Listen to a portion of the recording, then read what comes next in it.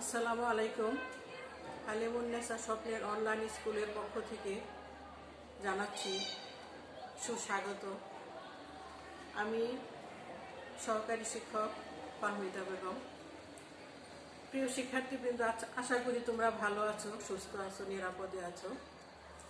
আজকে আমি তোমাদের সামনে এসেছি বাংলাদেশের ইতিহাস ও বিশ্ব সভ্যতা নিয়ে। আজকে আমরা পড়ব তৃতীয় অধ্যায়, প্রাচীন বাংলার জনপদ। তোমরা এই পাঠ আলোচনা শেষে তোমরা জানতে পারবে বাংলাদেশের ভৌগোলিক বৈশিষ্ট্যের প্রভাব, বাংলাদেশের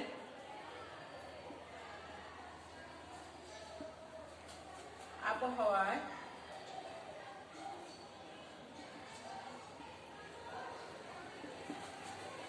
ভৌগোলিক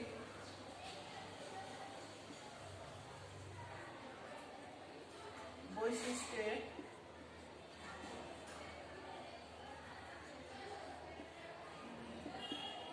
প্রভাব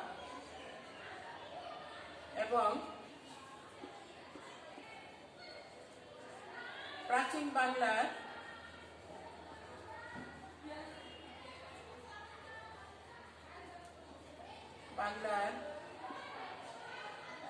জনপদ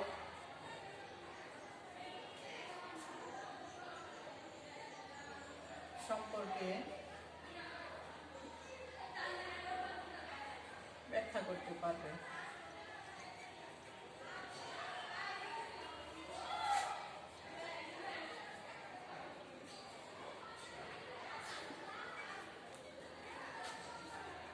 আমরা প্রথমে জানব বাংলাদেশের ভৌগোলিক বৈশিষ্ট্য সম্পর্কে। এশিয়া মহাদেশের দক্ষিণে অবস্থিত হচ্ছে বাংলাদেশ। প্রাচীনকাল থেকে আমাদের এই দেশ অনেকবার রাজনৈতিক পালাবদল ঘটেছে, যে কারণে এর সীমা রেখারও অনেক পরিবর্তন ঘটেছে। ভারতবর্ষ থেকে ইংরেজরা চলে যাওয়ার পর 1947 সালে এই বাংলাদেশটা দুই ভাগে বিভক্ত হয়। তখন পশ্চিমাংশ থাকে ভারত আর পূর্বাংশ হচ্ছে পাকিস্তান।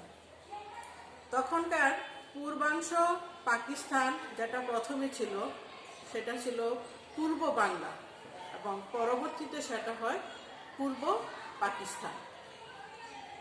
তারপরে 1971 সালে মহান মুক্তিযুদ্ধের পর 1971 সালে এই পূর্ব পাকিস্তান একটি স্বাধীন সার্বভৌম রাষ্ট্র হিসাবে নতুন নাম পায়, সেটি হচ্ছে বাংলাদেশ।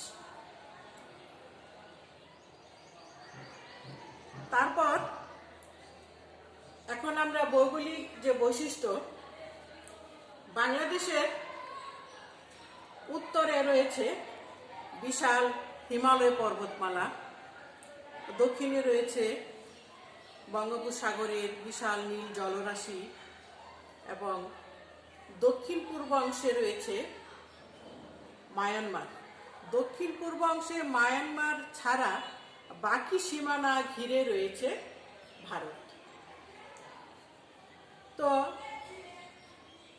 এই হলো বাংলাদেশের সীমানা। বাংলাদেশের আয়তন হচ্ছে মোট 1,47,570 বর্গ কিলোমিটার।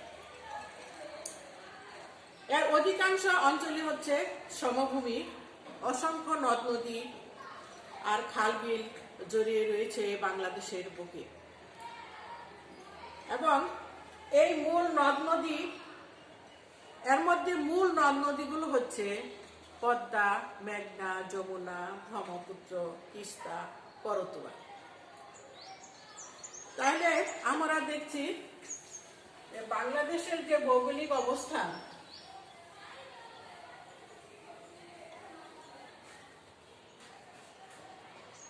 এই বাংলাদেশের চারদিকে ভারত সীমানা ঘিরে রয়েছে। এখানে আমরা যদি দেখি বাংলাদেশ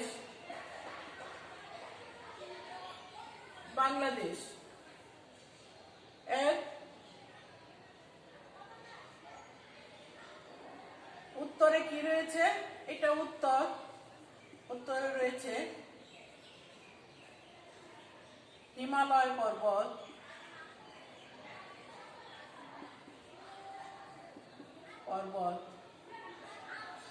দক্ষিণে বঙ্গোপসাগর,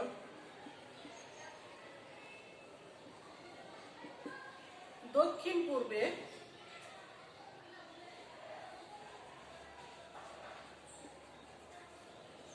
পূর্ব এবং দক্ষিণ মিয়ানমার,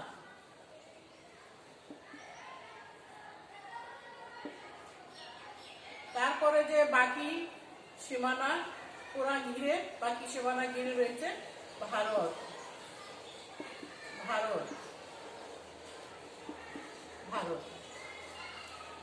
তাহলে আমরা দেখতে পাচ্ছি যে এই বাংলাদেশের বাকি সীমানাটা ঘিরে রয়েছে ভারত।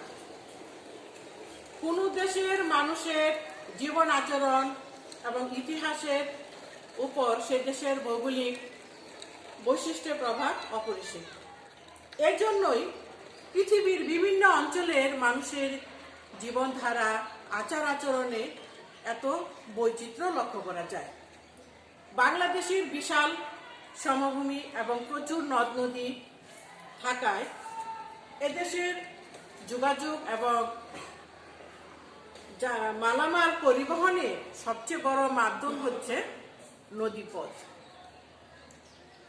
বিদেশি আক্রমণ থেকে দেশকে রক্ষার জন্য নদীপথে বা নৌযুদ্ধে পারদর্শী ছিল আমাদের এই বাংলাদেশি সৈন্যরা।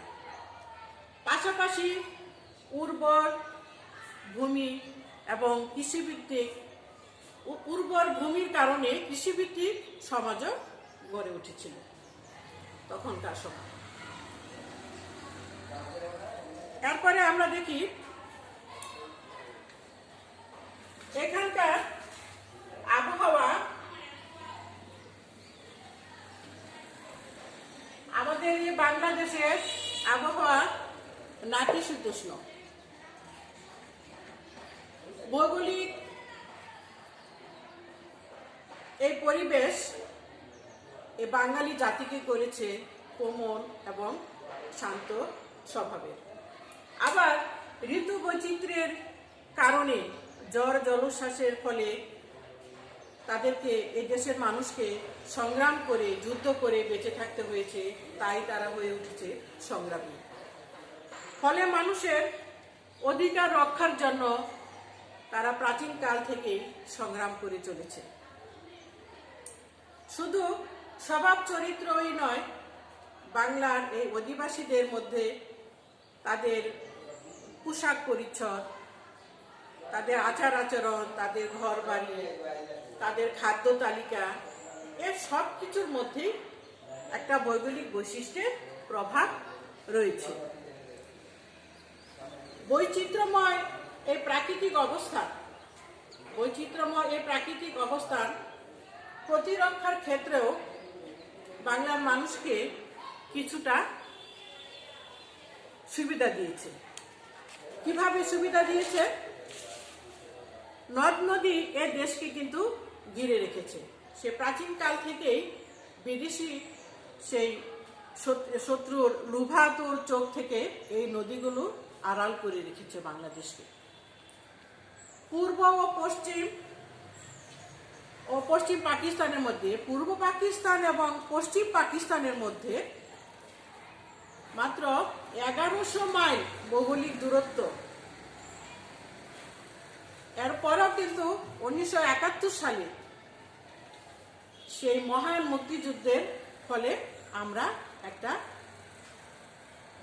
সেই মুক্তিযুদ্ধের সময় বিরাট একটা অভ্যুদয়ে বিরাট ভূমিকা পালন করে এই ভৌগোলিক বৈশিষ্ট্যটা। তাহলে আমরা দেখতে পাচ্ছি যে যদিও পূর্ব পাকিস্তান এবং পশ্চিম পাকিস্তানের দূরত্ব ছিল 1100 মাইল, কিন্তু এই ভৌগোলিক দূরত্বটা এত বেশি ছিল না, এরপরেও কিন্তু আমরা এই ভৌগোলিক যে বৈশিষ্ট্য এটা আলাদা হওয়ায় আমরা একটা নতুন স্বাধীন সার্বভৌম রাষ্ট্র পেয়েছি। প্রিয় শিক্ষার্থী, আমরা এতক্ষণ জানতে পারলাম বাংলাদেশের ভৌগোলিক বৈশিষ্ট্য এবং বৈশিষ্ট্যের প্রভাব বাঙালি প্রত্যেকটা দেশে যে একটা ভৌগোলিক প্রভাবে মানুষের জীবন আচরণ, মানুষের সংস্কৃতি সবকিছুই কিন্তু ভৌগোলিক বৈশিষ্ট্যের উপর একটা অপরিসীম গুরুত্ব বা প্রভাব পড়ে। এখন আমরা জানব প্রাচীন বাংলার জনপদ সম্পর্কে। আমরা আগে জানি জনপদ কি। প্রাচীন যুগে বাংলা বর্তমান বা এখনকার বাংলাদেশের মতো একক বা অখণ্ড কোনো রাষ্ট্র বা রাজ্য ছিল না। বাংলার বিভিন্ন অংশ তখন বিরাট যে অংশটা ছিল এটা বিভিন্ন খণ্ডে খণ্ডে অঞ্চলে বিভক্ত ছিল, আর এক একটা অঞ্চলে এক একজন শাসক তার যে যার ইচ্ছা মতো করে শাসন করেছে এবং বাংলার এই অঞ্চলগুলোকে একত্রে বলা হয় জনপদ। তাহলে আমরা জনপদ কি জানলাম, যে বিশাল যে বাংলা ছিল একে বিভিন্ন খণ্ড খণ্ড ভাবে বিভিন্ন অঞ্চলে বিভক্ত করাকে বলা হয় জনপদ। অনেকগুলো জনপদ ছিল, এর মধ্যে কয়েকটি জনপদ আছে উল্লেখযোগ্য।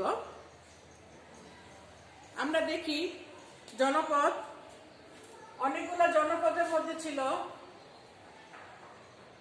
1 number Gaur,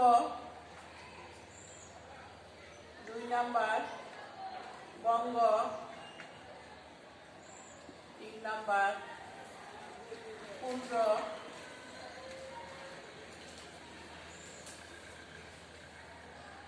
4 number hurricane, 5 number Samatata, আরো অনেকগুলো জনপদ ছিল। আমরা এখন দেখি গৌড় জনপদ সম্পর্কে জানি। গৌড় নামটি সুপরিচিত হলেও এই জনপদটি সঠিক কোথায় এই জনপদটি গড়ে উঠেছিল তা সম্পর্কে সঠিকভাবে জানা যায়নি। তবে 6ষ্ঠ শতকে এই গৌড় রাজ্যের কথা জানা যায়, একটা স্বাধীন গৌড় রাজ্যের কথা জানা যায় এবং 7ম শতকে শশাঙ্ককে গৌড়রাজ বলা হতো। এ সময় গৌড়ের রাজধানী ছিল কর্ণসুবর্ণ।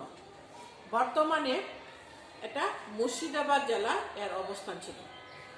তাহলে আমরা গৌড় সম্পর্কে জানলাম যে গৌড় একটা সুপরিচিত নাম হলেও এর সঠিক অবস্থানটা কোথায় ছিল সেটা ভালোভাবে জানা যায়নি, সঠিকভাবে জানা যায়নি। তবে শশাঙ্কর সময় শশাঙ্ককে কিন্তু বলা হতো গৌড়রাজ এবং তখনকার সময় এই গৌড়ের রাজধানী ছিল কর্ণসুবর্ণ, বর্তমানে যেটা মুর্শিদাবাদ জেলায় অবস্থিত।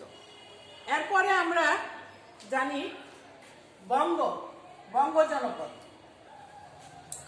বঙ্গ একটি অতি প্রাচীন জনপদ। জানা যায় যে বঙ্গ নামে একটি জাতি সেখানে বসবাস করেছিল এবং সেই থেকে সেই জনপদটির নাম হয় বঙ্গ জনপদ। প্রাচীন শিলালিপিতে বঙ্গের এই 2টি অঞ্চলের সন্ধান পাওয়া যায়, 2টা অঞ্চল সম্পর্কে জানা যায়। একটি হচ্ছে অঞ্চলের মধ্যে একটি হচ্ছে 1 নাম্বার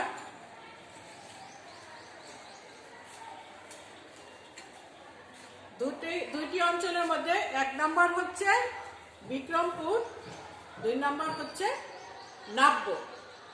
1 নাম্বার বিক্রমপুর, 2 2 নাম্বার নাব্য। এই নাব্য অঞ্চলটি সম্পর্কে সঠিকভাবে জানা যায়নি, তবে ধারণা করা হয় যে সেটা ফরিদপুর, তারপর হচ্ছে বাকেরগঞ্জ, পটুয়াখালী এই অঞ্চলে এই নাব্য অঞ্চলটি সন্ধান পাওয়া যায়। তো প্রাচীনকালে বঙ্গ জনপদ ছিল খুব একটি শক্তিশালী জনপদ।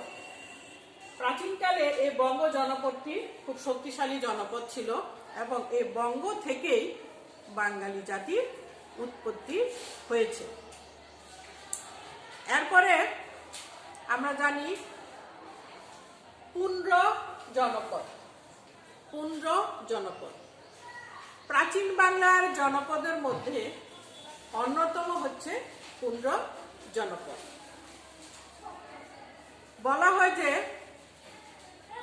পুন্ড্র বলে একটি জাতি এই জনপদটি গড়ে তুলেছিল। এটা বর্তমান বগুড়া,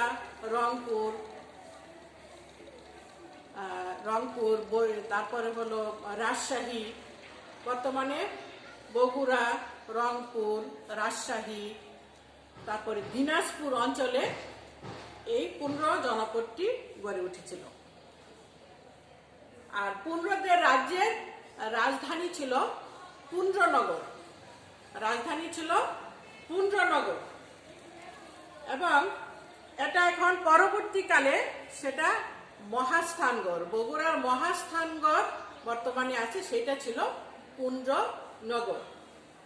মহাস্থানগড় প্রাচীন পুন্ড্রনগরীর ধ্বংসাবশেষ বলে পণ্ডিতেরা মনে করেন। প্রাচীন সভ্যতার নিদর্শনের দিক থেকে পুন্ড্র ছিল সবচেয়ে সমৃদ্ধ একটি জনপদ। প্রাচীন সভ্যতার প্রাচীন জনপদগুলোর মধ্যে পুন্ড্র হচ্ছে সবচেয়ে সমৃদ্ধ একটি জনপদ এবং পাথরের চাকতিতে খোদাই করে সেখানে এই লিপি লেখা আছে। ধারণা করা হয় যে বাংলাদেশে প্রাপ্ত হচ্ছে এটি সবচেয়ে প্রাচীনতম নিদর্শন। তারপরে আমরা হরিকেন। 7ম শতকে এই জনপদটি সম্পর্কে জানা যায়। এই জনপদের অবস্থান ছিল বাংলার পূর্ব প্রান্তে। মনে করা হয় এখন আধুনিক সিলেট থেকে চট্টগ্রাম পর্যন্ত এই জনপদটি বিস্তৃত ছিল। তাহলে আমরা হরিকেন সম্পর্কে কি জানলাম? যে এটা 7ম শতকে এই জনপদটি সম্পর্কে জানা যায়। এটা বর্তমানে পূর্ব বাংলায় আধুনিক যে সিলেট, সেই সিলেট থেকে চট্টগ্রাম পর্যন্ত এই জনপদটির সীমানা ছিল। এরপরে হচ্ছে সমতট। সমতট পূর্ব ও দক্ষিণ পূর্বে বাংলায় এবং বঙ্গের প্রতিবেশী জনপদ হিসাবে সমতটে অবস্থান। কেউ কেউ মনে করেন সমতট বর্তমান কুমিল্লার প্রাচীন নাম। সমতট হচ্ছে বর্তমান কুমিল্লার প্রাচীন নাম, কেউ কেউ মনে করেন। এবং গঙ্গা ভাগীরথী নদীর তীর থেকে শুরু করে মেঘনার মোহনা পর্যন্ত এবং সমুদ্র কূলবর্তী অঞ্চল পর্যন্ত এর সীমানা ছিল। কুমিল্লা শহর থেকে 12 মাইল দূরে বড়কামতা ছিল এর রাজধানী। সেই সমতটের রাজধানী ছিল কুমিল্লা থেকে 12 মাইল দূরে, সেটা হচ্ছে বড়কামতা। কুমিল্লার ময়নামতিতে প্রাচীন নিদর্শনের সন্ধান পাওয়া যায়। শালবন বিহার ছিল এদের অন্যতম। এছাড়া আরো অনেকগুলো জনপদ ছিল, এর মধ্যে উল্লেখযোগ্য কয়েকটি ছিল বরেন্দ্র, তাম্রলিপ্ত, চন্দ্রদ্বীপ। আরো ছিল যেরকম বরেন্দ্র, তাম্রলিপ্ত, তারপরে চন্দ্রদ্বীপ, এগুলো। প্রিয় শিক্ষার্থীবৃন্দ, তোমরা আজকে জানতে পারলে বাংলাদেশের ভৌগোলিক বৈশিষ্ট্য এবং ভৌগোলিক বৈশিষ্ট্যের প্রভাব। তারপর তোমরা জানতে পারলে প্রাচীন বাংলার জনপদ সম্পর্কে এবং গুরুত্বপূর্ণ জনপদগুলো সম্পর্কে তোমরা ব্যাখ্যা করতে পারবে। তোমাদেরকে আমি বাড়ির কাজ দিচ্ছি।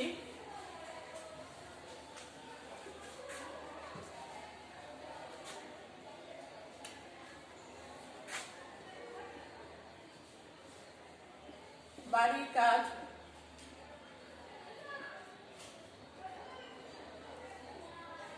এক নাম্বার,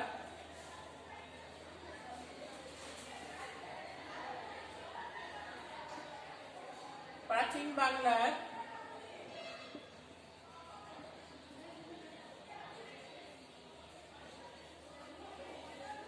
জনপদ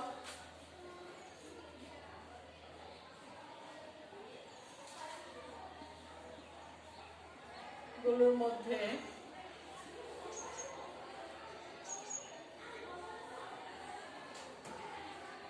অন্যতম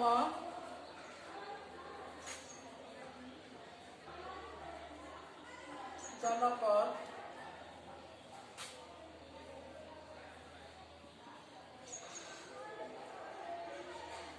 পুণ্য সম্পর্কে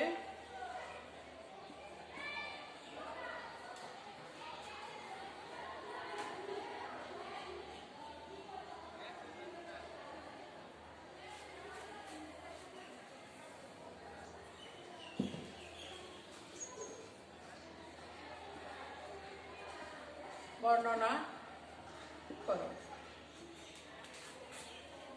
প্রিয় শিক্ষার্থীবৃন্দ, এটা তোমাদের বাড়ির কাজ।